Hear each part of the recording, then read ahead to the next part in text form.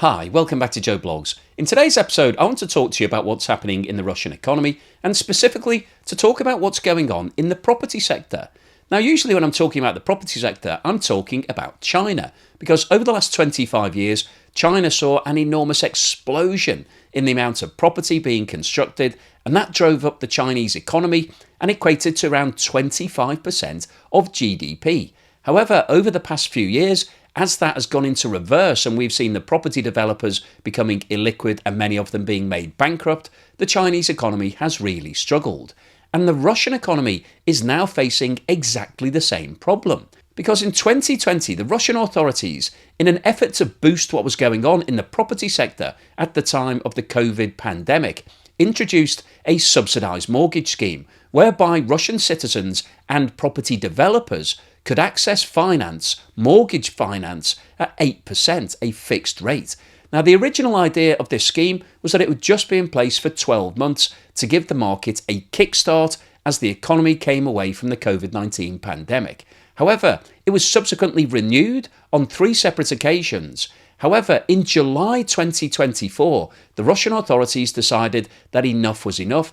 It was estimated that they'd spent around 1 trillion rubles subsidizing those mortgages as interest rates started to go up, and so they have now scrapped the scheme.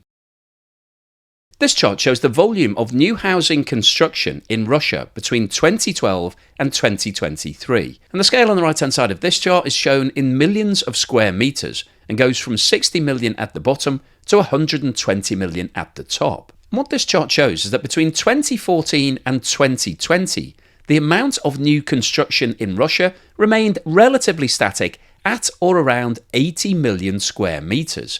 Now, 2020 was the year that Russia, along with the rest of the world, was impacted by the COVID-19 pandemic. And in order to boost the property sector, the Russian authorities announced that they were offering a flat rate mortgage of 6% fixed for the life of the product to anybody that wanted to take it. And you can see from the shape of the chart between 2020 and 2023, the direct positive impact that this scheme had on the level of property construction in Russia. In 2021, it increased to a record level of 92.6 million square meters. In 2022, a new record of 102.7 million square meters was set, and that record was further extended in 2023 when over 110 million square meters of new housing was built. The holiday season is here, and it's always difficult to find a present that's unique for friends and family. But thanks to today's sponsor, Fume, I've got something that could fit the bill, that encourages people to create good habits whilst being fun and relaxing. And it comes in this amazingly cool packaging. And if I just open it up here, you can see that this is a really fun product to unbox.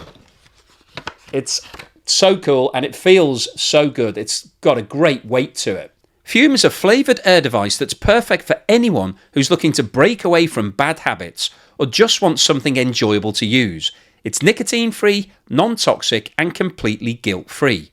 No batteries, no vapour and nothing to charge. It's easy to use, safe anywhere, and it looks amazing.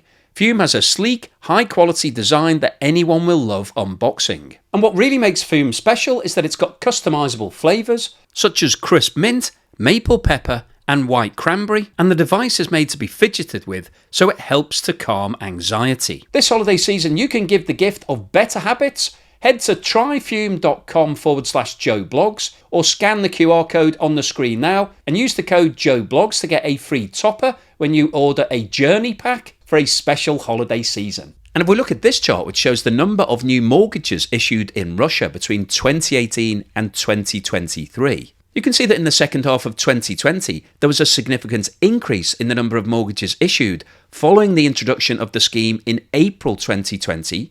In 2021, there was also a large increase in the number of mortgages issued compared to what the situation was in 2018 and 2019. There was a dip in 2022 following the invasion of Ukraine, when the Russian economy was thrown into chaos. However, as you can see in the second half of 2022 and throughout 2023, there was a large increase in the number of mortgages as Russian consumers regained their confidence and took out as many of these discounted mortgages as they could.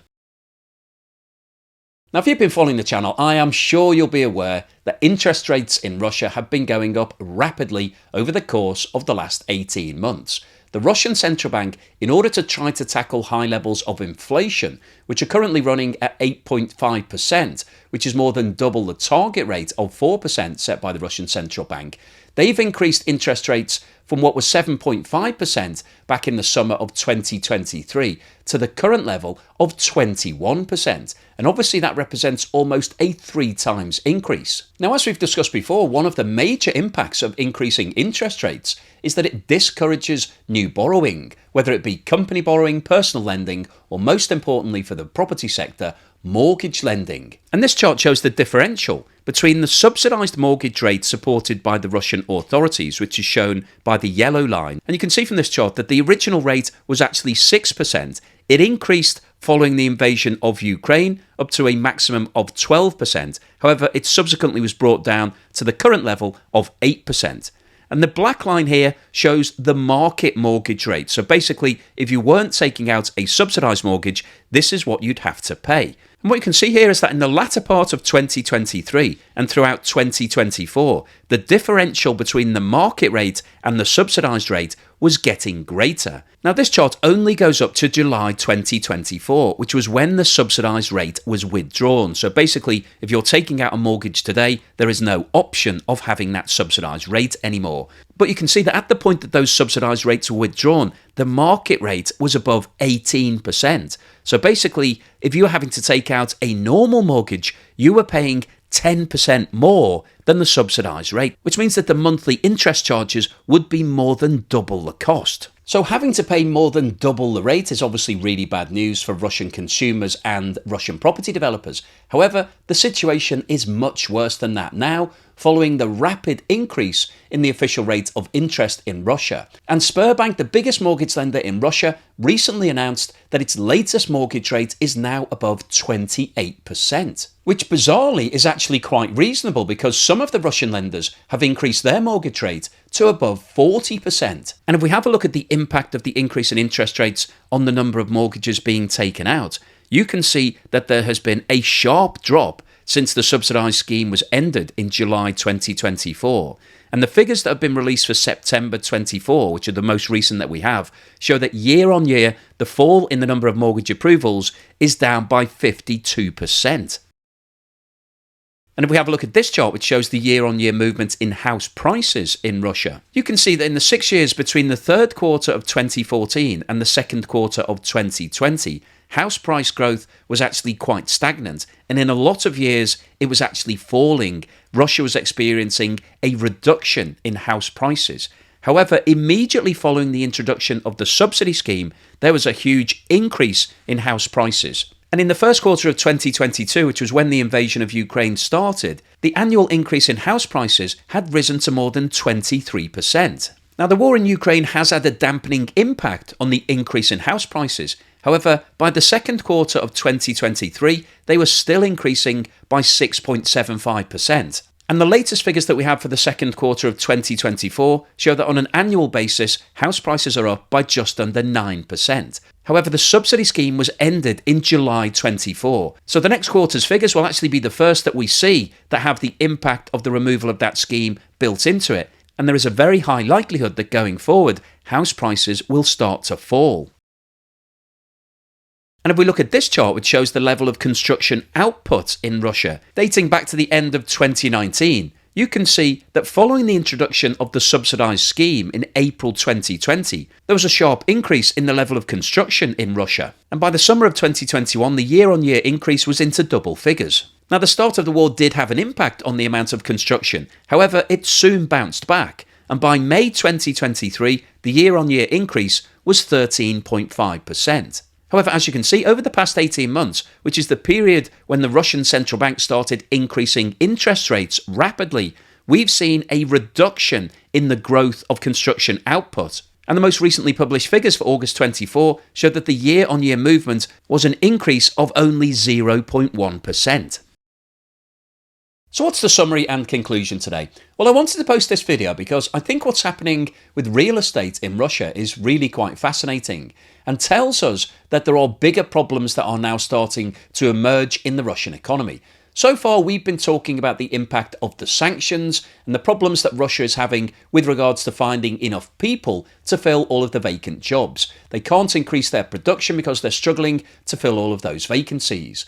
However, in today's video, we've talked about the fact that over the past 4 years, the Russian economy has actually benefited from a boost that's been provided by a subsidized mortgage scheme. And this situation does have some similarities to what's been going on in China over the past 25 years. Now, the real estate sector in Russia only accounts for around 10% of GDP. But the reason why it's only 10% is because oil and gas is such a big contributor. If oil and gas wasn't so big, if you look at the Chinese economy, obviously it doesn't have major commodities such as oil and gas to be able to sell. I think real estate would actually be a higher percentage. But what we've seen over the course of this scheme is that consumers and property developers in Russia have been able to benefit from very cheap and fixed borrowing. Initially, it was set at a rate of around 6%, and most recently, it was coming in at 8%. And that is significantly lower than the market rates. As we saw from the graph earlier, the differential between the market rate and the subsidised rate was starting to widen significantly in 2024 before the authorities pulled the rug. They decided that this scheme was getting too expensive. And I think that tells us a story that the Russian authorities are now looking to tighten their belts. They're looking to make sure that they use any capital that they're deploying most wisely. And they've decided that subsidising the mortgage market and helping the property sector isn't something that they want to continue supporting. But unfortunately, the withdrawal of that subsidy scheme is going to have a huge impact on the Russian economy because 10% of GDP has been coming from this sector, and it's likely that we'll see this sector going into reverse. We saw in the graphs earlier that prices have already started coming down. It's likely that over the next 3, 6, 12 months, that prices could start to come down very rapidly because the mortgage rates in Russia are eye-wateringly expensive. If you're having to pay 28 or 35 or 43% interest on your mortgage, you're firstly not going to take out any new mortgages. That's going to put everybody off buying something from scratch. But the people who've got existing properties that are on floating rates are looking at those sort of numbers hitting their bank accounts. And if you're having to pay 43% interest compared to what you were previously paying at 8%, that is an astronomical increase. Nobody would be able to afford to do that. So what we're going to see is the property sector going into the doldrums. It's likely that we'll see prices starting to fall. Property development companies that were previously building all of this property on the expectation that Russian consumers would be able to get a low-cost mortgage and purchase are unlikely to be able to sell those properties that they're building. Nobody's going to want to take on a 40% debt at the moment. And who knows, interest rates in Russia could actually increase further because we've seen from the latest data that inflation hasn't gone anywhere near the 4% target rate set by the Bank of Russia. And so mortgage rates could feasibly go up to 50% or even higher. And if that happens, we will see a complete end to the property sector. Nobody is going to be trading any property. The property development companies are likely to become illiquid, potentially bankrupt, and we could see the whole sector going into a really fast downward spiral. And that will have a huge impact on the GDP for Russia because lots of people are employed in that sector. That's why it contributes around 10% of GDP. So the overall summary of today's video is that what's been going on with interest rates is now starting to hurt the property sector in Russia. The previous scheme of subsidized mortgages, where people could get low-cost fixed mortgages, has now been withdrawn. And so anybody that wants to buy property has to take a commercial loan. Those loans are now coming in at around 30 or 40% interest. That is prohibitively high. Nobody's going to be doing that. And it's likely that the property sector is going to go into reverse over the course of the next 6 to 12 months. So hopefully you've enjoyed today's video. You found it useful, informative, and thought-provoking. If you've liked what I've said, then please give me a thumbs up. Thank you for watching this video all the way through to the end. And here's something to put a smile on your face.